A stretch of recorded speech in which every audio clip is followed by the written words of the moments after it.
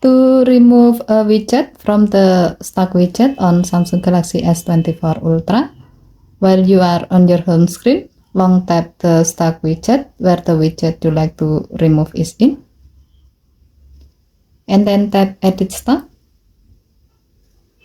As the example, we will remove the battery status widget from this stock. Find the widget within the stock by swiping the stock to the left or right. And then tap remove icon on the battery status widget to remove this widget from the stock. Tap anywhere outside the widget to go back to your home screen. To see the result, swipe the stock widget to the left or right. As you can see, the battery status widget has been removed from this stock. Okay, thank you for watching. Please help to like and subscribe. Have a nice day.